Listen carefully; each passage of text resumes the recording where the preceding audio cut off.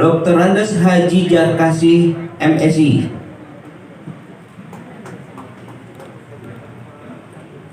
Wakil Ketua Haji Idrus. Wakil Ketua Insinyur Edi Waluyo, MT.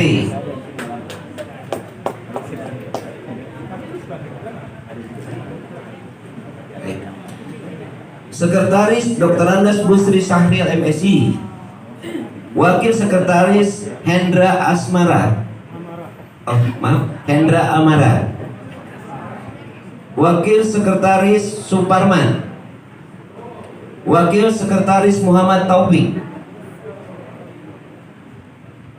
Anggota Abdul Aziz Assegaf. Anggota Ruhiyat. Anggota Asnawati.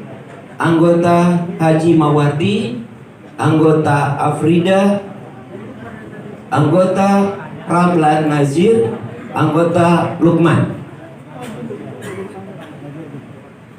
Dewan Pengurus Daerah. Ketua Bahtiar SEMM.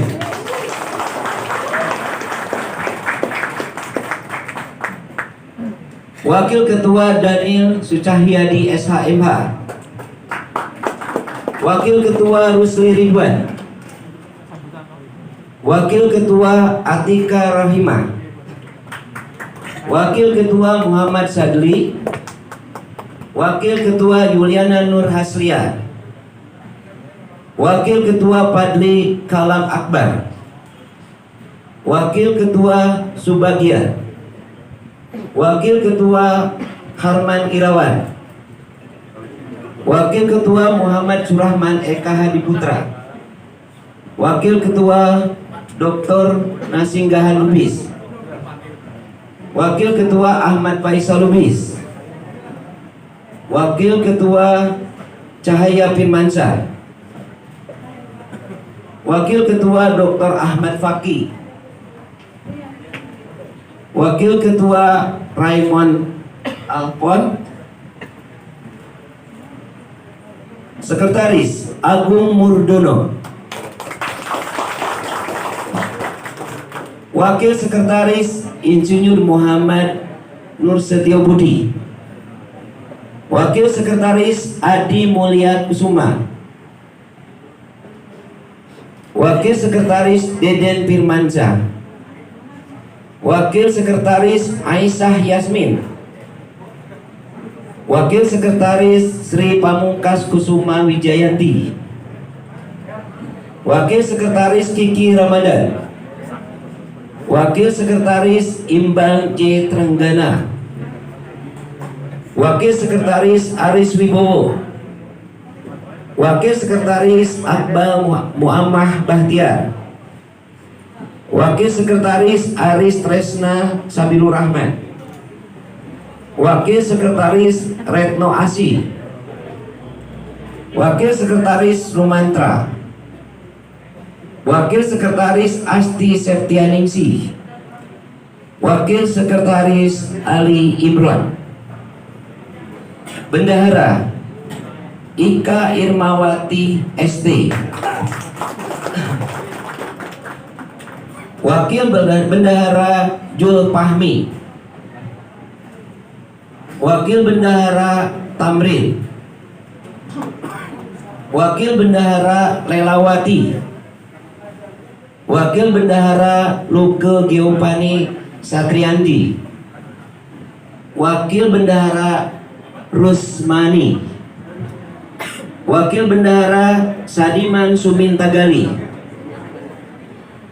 Wakil Bendahara Dr. Andes Agus Rahayu Purnama. Wakil Bendahara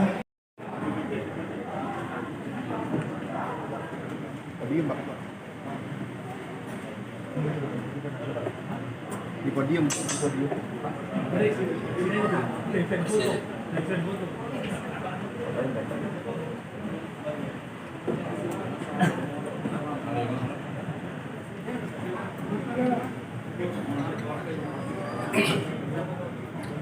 Bismillahirrahmanirrahim. Alhamdulillahirabbil alamin sayyidil mursalin wa ala alihi wa sahbihi ajmain. Ma ba'd. Segala puji bagi Allah pencipta alam semesta. Selawat serta salam semoga selalu terlimpah curahkan pada baginda kita, pada junjungan kita, pada pimpinan kita, Kangjeng Rasul Nabi besar Muhammad sallallahu alaihi wasallam. Saya mohon di belakang untuk tidak membuka obrolan lain. Saya mohon teman-teman untuk tidak membuka obrolan lain.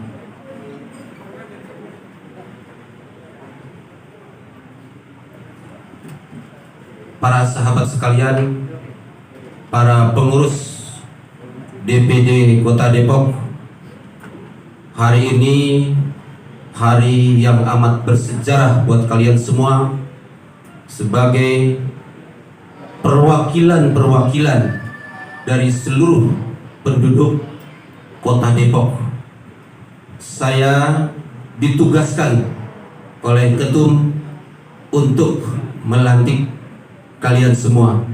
Kalian siap? Siap. Kalian siap? Siap. Baik, ikuti kata-kata saya. Bismillahirrahmanirrahim. Bismillahirrahmanirrahim. Kami kader Partai Umat bersumpah Kami Partai Umat bersumpah dan berjanji untuk senantiasa berjuang melawan kezaliman dan menegakkan keadilan. Dua, menyebarkan Islam rahmatan lil alamin. Tiga, berakhlak terpuji kepada sesama. Empat, taat beribadah dan rajin beramal saleh. Lima, ikhlas dan bersungguh-sungguh dalam berjuang untuk mewujudkan Indonesia negeri yang adil, makmur, aman, dan damai bagi seluruh rakyat Indonesia. Enam, berjuang dalam satu jamaah yang kuat dalam bingkai NKRI, Pancasila dan Undang-Undang Dasar 45. Tujuh, menjaga nama baik partai dan menjauhkan dari hal-hal yang dapat merusak partai. Semoga Allah senantiasa memberikan kekuatan, kesabaran dan pertolongannya kepada kami untuk dapat menjalankan sumpah dan janji ini dengan sebaik-baiknya. Inna sholati wa nusuki wa mahyaya wa mamati lillahi rabbil alamin. Teman-teman semua, sadarkah kalian apa yang barusan disampaikan? Ini amanat, 7 poin amanat dari ayahanda Profesor Dr. Amin Rais untuk kita jalankan khususnya di Jawa Barat. Siap? Siap. Baik, terima kasih. Kita awali dengan takbir 3 kali. Allahu Akbar. Allahu Akbar. Allahu Akbar. Terima kasih. Assalamualaikum warahmatullahi wabarakatuh.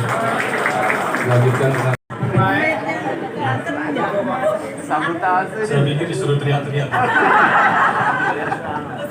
Bismillahirrahmanirrahim. Assalamualaikum warahmatullahi wabarakatuh. Alhamdulillahirabbil alamin. Wassalatu wassalamu ala asrofil anbiya'i wal mursalin wa ala alihi washabihi ajmain. Mohon kiranya semua bisa Seperti kata Pak Ketua tadi, fokus sejenak, tenang dulu, dalam 30 menit ke depan. Nah, insya Allah ini untuk kepentingan kita bersama dalam membangun perjuangan. Yang saya hormati ada Pak Wakil Wali Kota, terima kasih Pak sudah hadir. Juga pantun-pantunnya tadi. Kemudian ada juga perwakilan dari PT dan Kota Depok, Pak Haji Idrus, ada perwakilan dari Kesbangpol, terima kasih sudah hadir. Juga dari DNI Depok, ada Pak Haji Endar. Kemudian juga sahabat-sahabat dari partai lain, ada dari Perindo, catatan kami. Ada lagi dari partai lain? Yang dari lainnya videonya agak mundur aja Bu ya. Udah tahu. Dari mana? PKS ya, PKS Pak Ketua. Saat ini yang kita doakan nanti. Demokrat, sahabat-sahabat dari Demokrat. Dari Bawaslu. Dari Bawaslu juga. Terima kasih Pak sudah hadir. Dari MUI, alhamdulillah terima kasih Pak sudah hadir meramaikan acara pelantikan Partai Umat untuk pengurus DPD Kota Depok hari ini. Yang saya hormati Pak Haji Daris, Ketua DPW Partai Umat Jawa Barat, juga segenap pengurus yang lain, ada Pak Bahtiar dan jajaran yang lain, pengurus DPD Kota Depok yang baru saja dilantik, juga Permata Umat dan juga Garda Umat semuanya, saya ucapkan selamat, semoga dimudahkan dalam mengemban amanah ke depan. Hari ini alhamdulillah hadir bersama saya sahabat-sahabat dari DPP. Jadi ini rombongannya satu gerbong tadi, kita naik KRL ya. Dari Cawang. Wakil Ketua Umum dari 4 alhamdulillah ada 2. Ada 2 ya. Ada Bang Budi Yani, Bang Budi berdiri sebentar. Kemudian ada Pak Nazarudin. Mana Pak Nazarudin? Ada? Masih ada? Ya. Ada juga sahabat-sahabat dari DPP. Ada Pak Nur Wahyudi, ini bendahara umum. Ada Mas Indra, ya, dari DPP juga. Kemudian ada Pak Asnur. Siapa lagi? Tadi ada Pak Fandi juga, ada Pak Masyur, dan yang lain-lain. Dan untuk seluruh sahabat-sahabat DPD Partai Umat yang lain yang di Jawa Barat, tadi saya lihat dari Kabupaten Bogor, dari DPD-DPD yang lain. Jadi izinkan saya menyampaikan barangkali pidato enteng-entengan. Kira-kira 30 menit ke depan.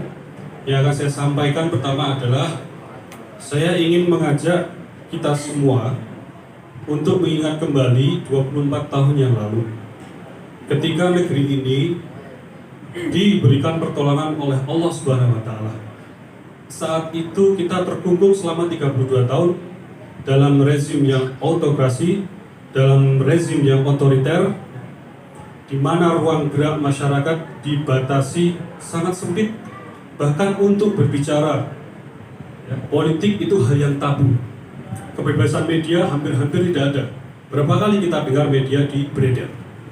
Supaya kita bersyukur, mari kita ingat dulu. Pertolongan Allah itu adalah reformasi 98. Reformasi 98 membuka pintu untuk kita membangun demokrasi yang seutuhnya, yang kita damba-dambakan. Diawali, ya perlu kita ingat supaya kita terus bersyukur. Karena kalau kita lihat, ya, kita sendiri banyak mulai melupakan apa buah dari reformasi sesungguhnya. Yang pertama, angkatan atau militer mulai ditarik dari panggung politik. Itu buah dari reformasi 98. Prosesnya 2-3 tahun, 2-3 hingga 4 tahun setelah reformasi 98. Ya. Kemudian sistem perpartaian yang dulu zaman Orde Baru dibuat atau disimplifikasi demi rezim saat itu menjaga stabilitas politik, dibuat hanya 3. Kegiatan politik dibatasi hingga tingkat 2. Reformasi 98 kemudian membuka keran selebar-lebarnya sehingga kita bisa membuat partai, Maka partai yang lahir setelah atau pasca 98 adalah anak kandung reformasi. Yang jangan lupa, apalagi nanti durhaka, betul kan? Harus yang mengawal semangat reformasi. Kemudian pemilu kita dibuat semakin kompetitif dan terbuka. Pemilu kita dibuat kompetitif dan terbuka. Kemudian kebebasan pers yang tadi hampir-hampir tidak ada, kemudian mengalami peningkatan, mengalami kemajuan yang signifikan. Juga yang selanjutnya adalah reformasi hukum dan peradilan. Ini yang kita rasakan dari buah reformasi. Mohon didengarkan dulu, fokus dulu. Yang sebelah sana, tadi sudah bagus, ini fokus sedikit lagi. Itulah buah-buah demokrasi. Sebelum reformasi,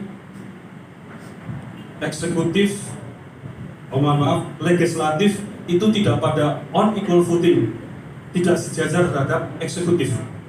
Bahkan gaji DPR dulu itu di kementerian, bukan langsung dari APBN. Itu reformasi kemudian membuat lembaga tersebut sejajar.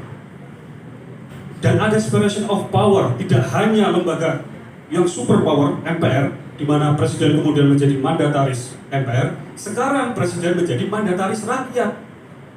Jadi tidak ada presiden adalah petugas partai, presiden itu petugas rakyat. Kalau melihat filosofinya, ya. Ini semangat reformasi yang dibangun ketika 98 waktu itu.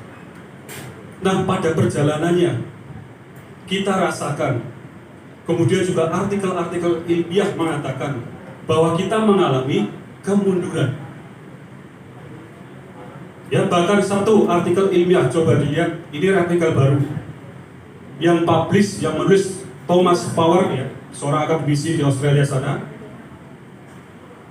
dan sahabatnya If, 2 orang. Dari 5 indeks demokrasi, ada 5 macam indeks, semuanya pasca 98 justru ke 2018 itu diukur 2 kali, ya. 98 dan 2018 itu menurun indeks-indeks demokrasi. Minimal kita rasakan 2 hal. Nampak kita rasakan, ini saya berbicara pemerintah pusat, ya. Kalau insya Allah yang di sini pemerintah daerah sini putra-putra terbaik yang kita miliki. Tapi di pusat sana kita rasakan semakin otoriter. Jadi kebebasan, ya, kebebasan ruang publik untuk mengutarakan pendapat yang merupakan buah dari reformasi 98 sekarang mulai dilimit, dibatasi. Kita rasakan Bang Buniani ini contoh korban UU ITE, diambil, ditarik pasal-pasal karet sehingga memenjarakan Bang Buni yang mengutarakan pendapatnya karena ada yang menista agama. Berapa tahun Bang Buni di penjara? 11 bulan. 11 bulan. Gimana semangat reformasi 98 ini? Ya.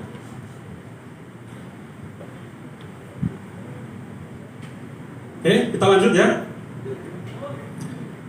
Ya.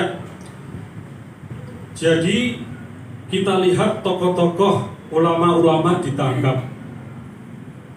Bahkan lebih lagi, namanya otoriter itu menggunakan jejaring otoritasnya untuk membuat ruang gerak masyarakat, ya, dalam mengutarakan pendapat dan seterusnya itu kemudian sempit sekali.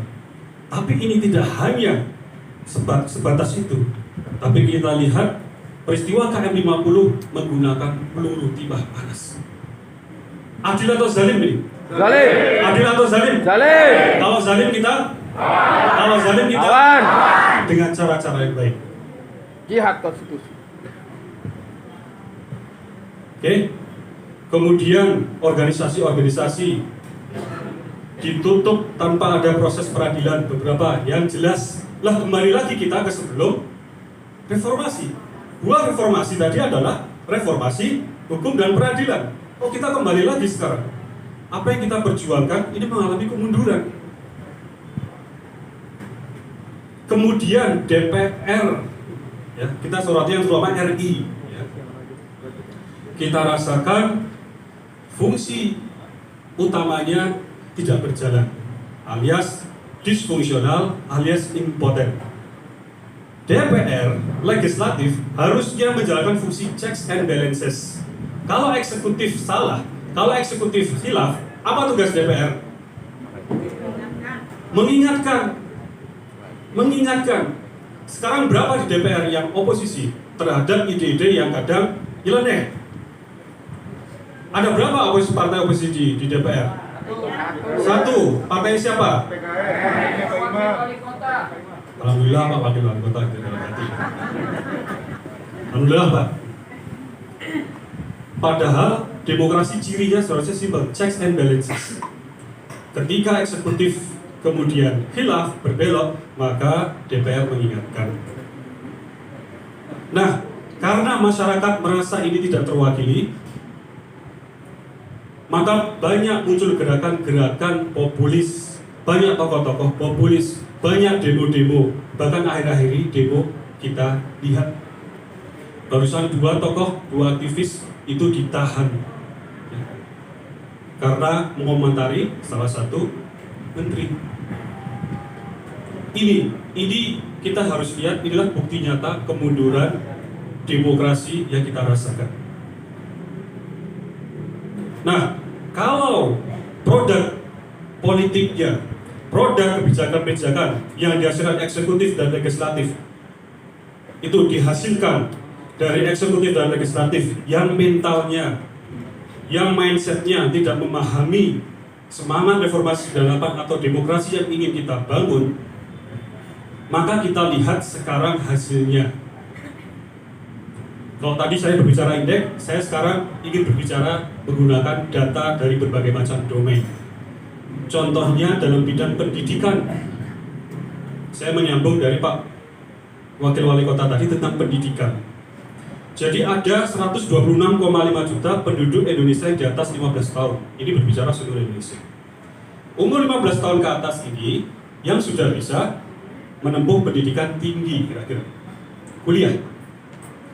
Dari 126,5 juta tersebut, yang mendapat kesempatan kuliah ternyata hanya 9,7% seluruh Indonesia.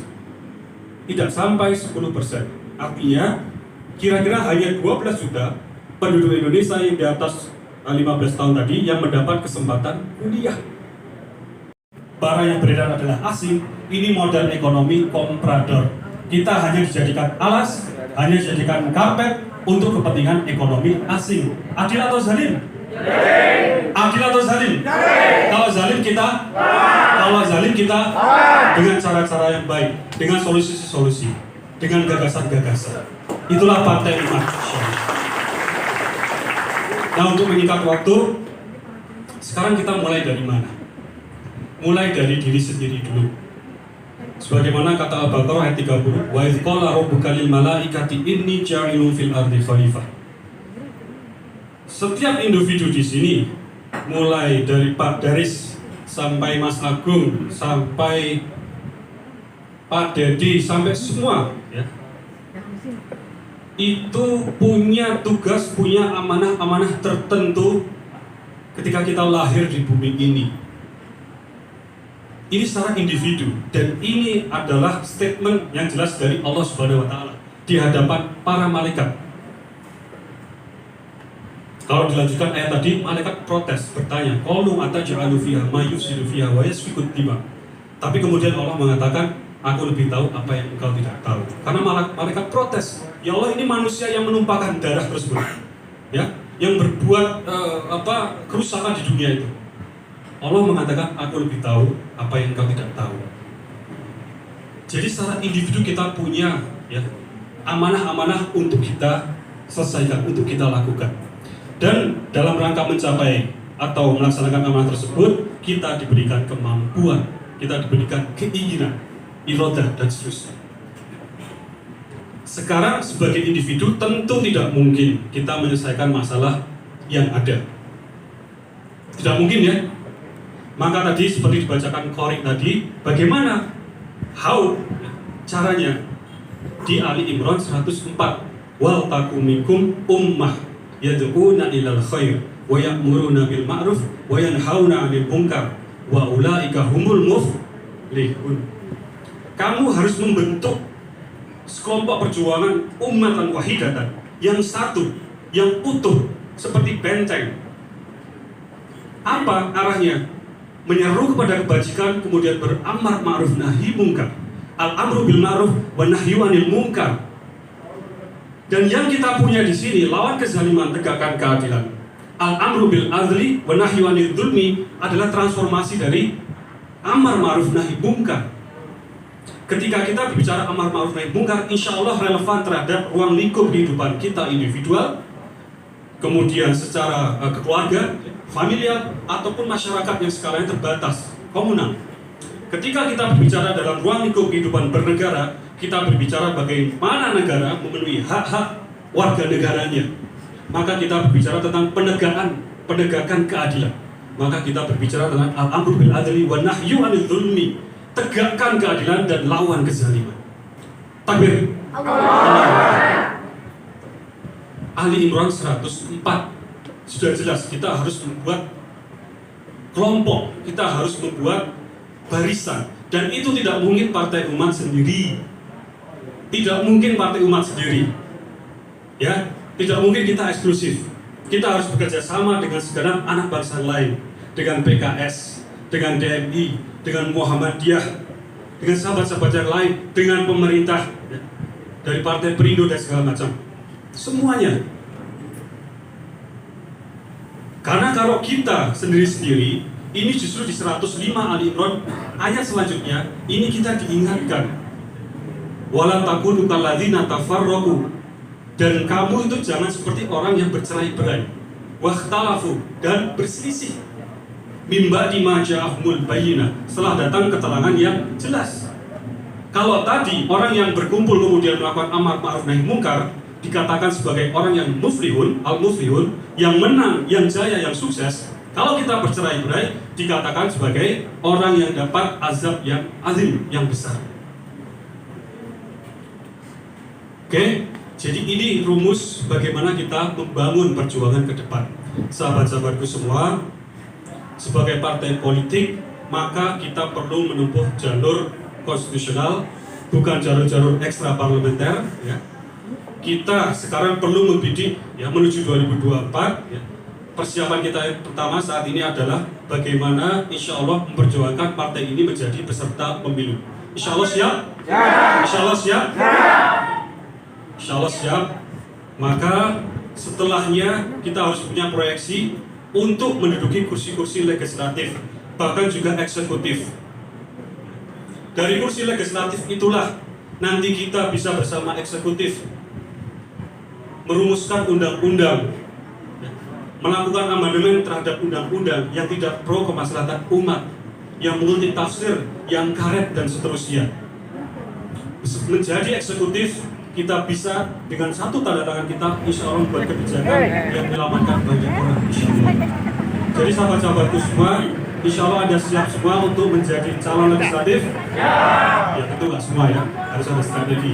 Tapi ini untuk mengatakan secara umum, insya Allah semua siap?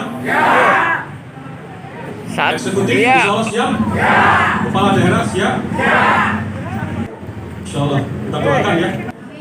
Nah, siap ini perlu kita kuantifikasikan, perlu kita manifestasikan menjadi satu yang nyata, perlu kita persiapkan sejak diri kita sekarang.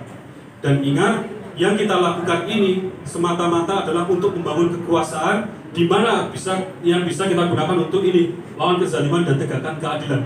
Bukan kekuasaan yang syahwat duniawi, bukan yang petantang petenteng, yang kemudian lupa dengan masyarakat. Semoga kita dijauhkan dari hal yang seperti itu. Amin. Jadi ini selalu saya tanya, walaupun ini di DPD, tidak masalah, relevan. Siapa yang sudah memproyeksikan diri menjadi bacalek insya Allah tingkat 2? Angkat tangan. Tingkat 2 dulu, angkat tangan. Ayo, nggak boleh malu. Ini untuk perjuangan. Kalau malu nanti kita diisi orang-orang yang nggak tahu malu. tingkat 2. Tingkat 2 ya. Sekarang tingkat 1.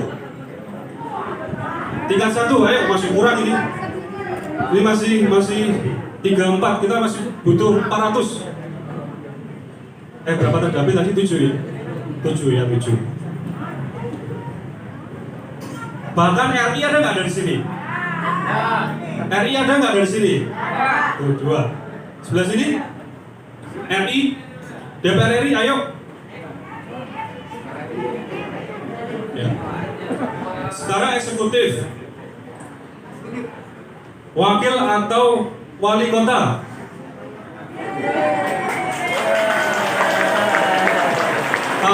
Pak Imam nggak apa-apa Pak, di katakan nanti kita jadi catatan kita Pak, jadi pertimbangan kita juga.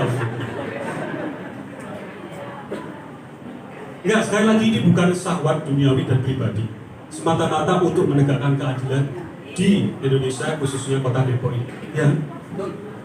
Siapa yang sudah proyeksikan menjadi wakil atau wakil wali kota? Menjadi wakil wali kota atau wali kota? Coba angkat tangan tadi. 3, 4. Ya, kalau itu di Kabupaten Bogor ya, masing-masing di DPD-nya. Oke. Begitulah, kita harus punya proyeksi jelas. Oh, ini saya lanjut ini, belum selesai. Wakil gubernur atau gubernur? Wakil gubernur atau gubernur?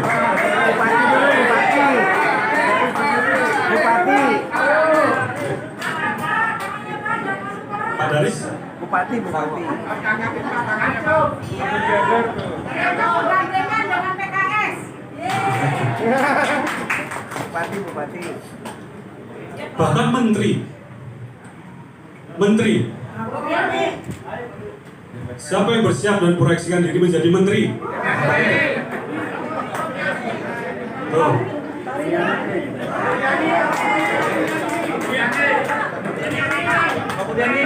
Enggak. Kemarin kita mengatakan kita tidak setuju dengan IKN. Tapi kita bisa setuju syaratnya kepalanya ada Buniani.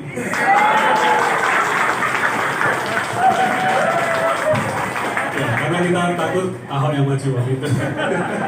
Kita ingin musuh bebuyutannya. Ya, ini untuk menyemangati kita semua dan mengingatkan kita bahwa kita harus menyiapkan sejak sekarang. Setelah menteri, bahkan wakil presiden atau calon presiden. Bukan tidak mungkin jika Allah berkehendak, insya Allah gugatan kita judicial review untuk PT 0% itu dikabulkan. Kemudian memungkinkan kita juga untuk mencalonkan presiden. Insya Allah. Amin ya rabbal alamin. Ya, saya tutup sahabatku. Jadi insya Allah apa yang kita proyeksikan, apa yang insya Allah kita rencanakan ke depan, ini sebagai penyemangat kita, itu akan tentu melelahkan, akan kering kalau kita tidak hubungkan dengan dasar-dasar spiritual. Jadi kalau kita perhatikan surat Ibrahim ayat 24-25, jadi bagaimana Allah membuat perumpamaan, alam taro kaifa daraballahu mathalan kalimatan thayyibah. Bagaimana, tidakkah kamu perhatikan bagaimana Allah membuat perumpamaan? Perumpamaan apa? Terhadap kalimat thayyibah. Kalimat thayyibah di sini termasuk adalah la ilaha illallah, kalimat tauhid kita. La ilaha illallah Muhammadur Rasulullah. Apa perumpamaan dari kalimat tauhid kita tadi? Dari tauhid kita tadi. Perumpamaannya adalah kasajaratin thayyibah, seperti pohon yang indah, yang bagus. Yang apa? Asluha thabitu wa faruha fis sama. Yang akarnya itu menghujam ke bawah kuat, yang cabangnya menjulang ke atas. Kemudian di ayat 25, pohon tersebut memberikan buah atau manfaat sepanjang waktu atas izin Allah. Dan demikianlah Allah membuat perumpamaan agar manusia mengingat. Jadi tauhid kita itu jangan berhenti saja pada dimensi akidah.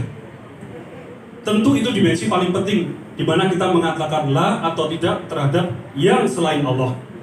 Namun dari perumpamaan Allah terhadap tauhid tadi di surat Ibrahim ayat 24-25, ternyata kita perlu memanifestasikan, mewujudkan ya, tauhid kita tadi, menarik atau expand hingga dimensi sosial, dimensi pergerakan, dimensi amar ma'ruf nahi munkar, dimensi al-amru bil adli wa nahyu anil dzulmi. Maka lawan kezaliman dan tegak keadilan, sesungguhnya insya Allah kita sedang menegakkan tauhid kita.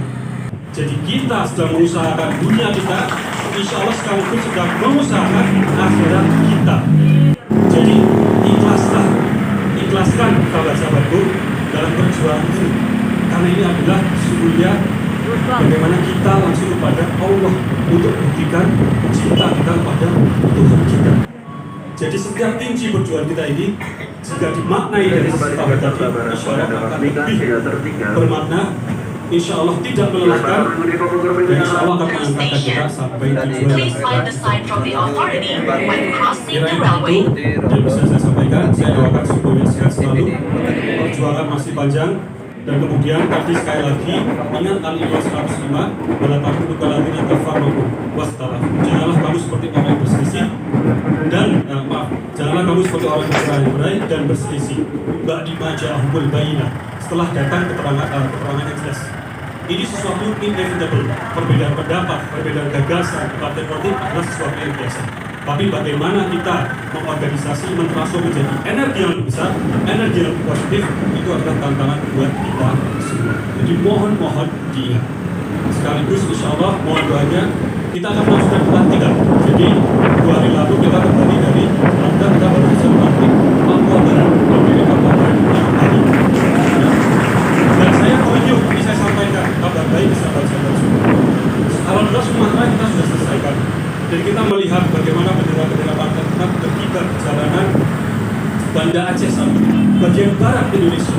2 hari lalu kita saksikan bendera-bendera Partai Umat ada di tengah jalan Manowari di Indonesia bagian timur sana. Alhamdulillah begitu nyata. Kira-kira begitu sahabatku semuanya, selamat berjuang dan selalu jaga persatuan.